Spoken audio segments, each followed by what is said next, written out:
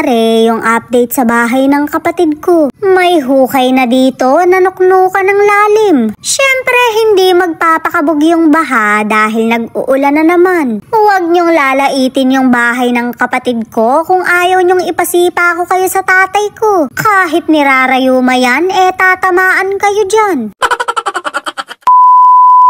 Medyo natagalan nga ako sa pag-update dahil sumama yung ugali ko. Akala nyo siguro yung pakiramdam ko. Yung ugali ko talaga yung sumama dahil parang ibig kong hanggang tambak na lang. Napasubo kasi ko sa dami ng babayaran, parang ibig ko na lang maging bayaran. Pero na-realize kong wag na dahil baka ayaw nila sa kipay na kulay atay. O diba, nabubura na naman siya sa mapa. Pero kahit inaasawa siya ng kamalasan, mukhang swerte pa rin naman. Napakaraming bibi mare, sarap ikaldereta ni Re. Syempre, aabutan ko yung kapitbahay ko dahil siya yung may-ari ni Re. Siguro naman, hindi na ako kakarmahin nun. Naghahalo na nga sila ng simento dahil magbubuhos sila ngayon. Sisimula na mare yung magiging bakod ng kapatid ko. Napakalalim nga ng naging hukay para daw maging matibay. Mabuti na lang talaga at mainam yung nakuha kong kontraktor. Wala rin akong pangamba na baka maging ghost project.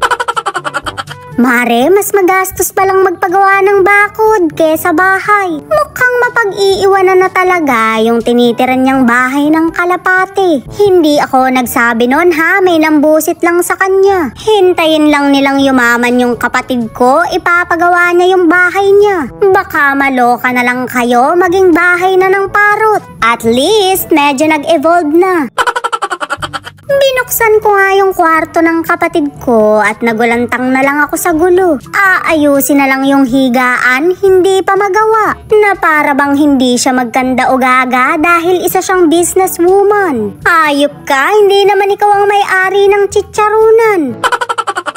Sa mga hindi nga nakakaalam, pagre-repack ng chicharon yung trabaho niya. Yun din ang naging trabaho ko noon dahil tinuruan kami ng nanay ko. Well, napahinto ko na sa trabahong yun yung nanay ko dahil gusto ko na siyang magpahinga. Alam ko kasi yung hirap ng trabaho na maghapong nakatayo. Tapos mare, magbubuhat ka pa ng malalaking bundle ng chicharon. Well, wala naman talagang trabahong madali pero pinagpahinga ko na yung nanay ko.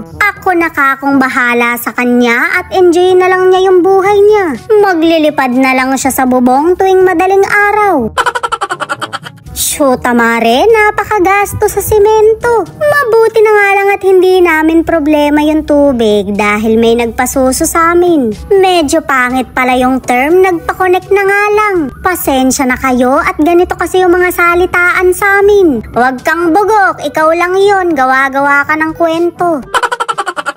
Naloka na nga lang ako sa tatay ko dahil kabod na lang naging 6'1", 6'2" yung height. Iika-ika na naman siya, mukhang sinusumpong na naman ang rayuma. Shoota mare, tinago na naman siguro ng mga kapatid ko yung gamot niya. Mahilig kasing manadyak yan, napakatatalino talaga.